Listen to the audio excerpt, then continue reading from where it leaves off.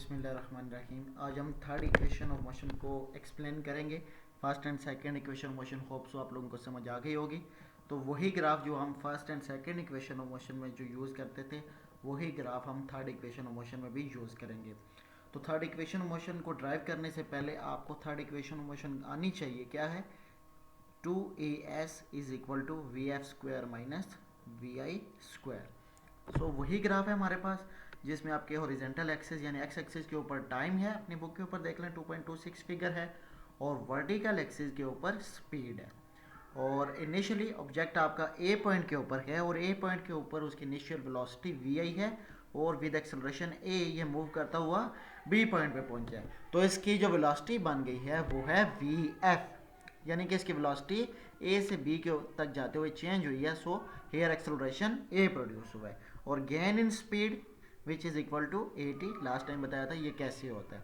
और ये एरिया आपको बताया था राइट एंगल ट्राइंगल का एरिया 1/2 टी इंटू 80 यानी 1/2 80 स्क्वायर, और ये एक रेक्टेंगल का एक एरिया है वी आई इंटू टी यानी वी आई टी। तो इसी ग्राफ को यूटिलाइज करके हम आज थर्ड इक्वेशन ऑफ मोशन को रिप्रेजेंट करेंगे, उसको ड्राइव करने की कोशिश करेंगे।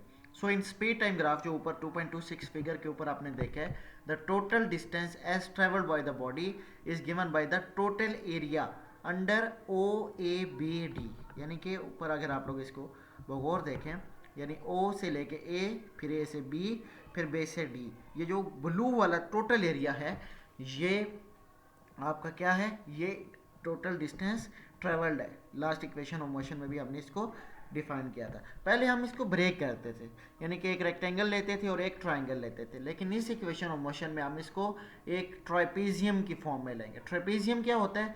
जिसमें ये दो साइडें उसकी पैरेलल होती हैं, ये और एक साइड, और ये दो साइडें उसकी पैरेलल नहीं यानी अनपैरेलल साइड्स होती हैं। तो ऐसी फिगर को ट्रेपेजियम कहते हैं। ओके, सो अगर आप ट्रेपेजियम का एरिया निकालना हो तो ये जो इसकी पैरेलल साइड्स हैं ओ ए और बी डी, पैरेलल साइड्स को आपस में क्या करना है? ऐड करना है आपने, यानी O A plus O D, sorry B D, O A plus B D, और इन दोनों को ऐड करके 2 से आपने इसको डिवाइड करना है, फिर मल्टीप्लाई करना है ये जो परपेंडिकुलर डिस्टेंस है इन दोनों पैरेलल साइड्स के दरमियान। इनके दरमियान परपेंडिकुलर डिस्टेंस क्या है? O D. मैं दोबारा डिफाइन करता हूँ कि ये जो फिगर है जिसमें दो साइडें पैरेलल हैं और दो साइडें अनपैरेलल हैं, ऐसी फिगर को कहते हैं ट्रेपेजियम। ट्रेपेजियम का एरिया निकालने के लिए आपको क्या करना पड़ता है कि ये जो पैरेलल साइड्स हैं यानी ओ से ए तक और ये बी से डी या डी से बी तक, ये जो दो साइडें हैं इन दोनों को आपस में ऐड करना होता है। ऐड करने के बाद यानी O A plus B D divided by 2 से डिवाइड करना पड़ता है, फिर मल्टीप्लाई इन दोनों पैरेलल साइड्स के दरमियान जो परपेंडिकुलर डिस्टेंस हमारी फिगर में जो ओ डी बनता है इसके साथ मल्टीप्लाई कर देते हैं। ये समझ आइए आप लोगों को? ठीक है, मेरे ख्याल में आप लोगों को समझ आ गई होगी। सो हमें पता है कि ये जो टोटल एरिया है ये टोटल डिस्टेंस ट्रेवल एस के इक्वल है। ठीक है, सो टोटल एरिया की जगह हम एस लिखेंगे। 2 यहाँ पे क्या हो रहा है? दूसरी साइड पे, राइट साइड पे डिवाइड हो रहा है, ये इस साइड पे आके मल्टीप्लाई हो जाएगा। सो अब हमारी फिगर क्या बनेगी, इक्वेशन क्या बनेगी, sorry, 2s is equal to O A plus B D multiply ये ओ डी आ गया। अब हम मैथमेटिकली कोई भी ऑपरेशन करना हो तो हम दोनों साइड पे करेंगे तो वो हो सकता है, तो हम अपनी तरफ से बी सी और ओ डी लेफ्ट साइड पे भी मल्टीप्लाई करेंगे एंड राइट साइड पे भी मल्टीप्लाई करेंगे। लेफ्ट साइड पे मल्टीप्लाई किया B C over O D, और राइट साइड पे भी मल्टीप्लाई किया B C over O D. और आपको पता है कि जो मैंने बताया था कि स्लोप ऑफ द लाइन जो होता है वो एक्सेलरेशन के इक्वल है, और किसी भी स्लोप को निकालने के लिए उसका जो परपेंडिकुलर डिस्टेंस यानी बी सी और ये ओरिजेंटल डिस्टेंस ए सी आपको नज़र आ रहा है, ये ओ डी के इक्वल है। ओ डी, इन दोनों को जब डिवाइड करेंगे तो ये उस स्लोप के इक्वल होगा, और हमारे यहाँ ये स्लोप इस फिगर में ए के इक्वल है।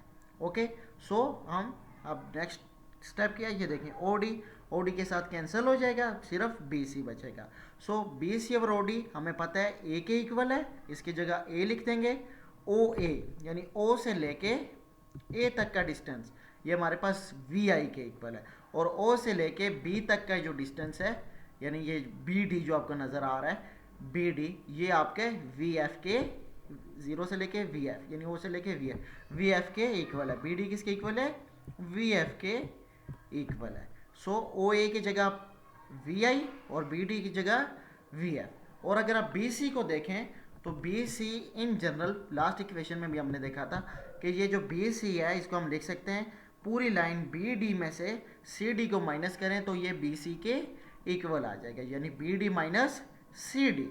सो B D minus C D, यहाँ पे क्या आएगा? B D minus C D. तो B D is equal to V F and C D is equal to V आई।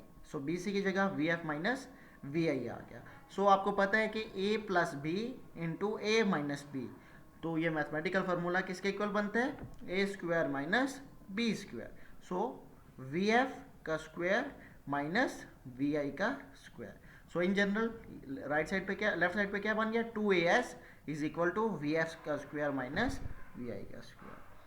अगर आप लोगों को इसमें से किसी भी किस्म की कोई चीज़ कोई समझ नहीं आ रही तो काइंडली आप मुझे इन्फॉर्म करें, इंशाल्लाह दोबारा वीडियो बना के या कमेंट सेक्शन में आप लोगों को इसका रिस्पॉन्स दूंगा।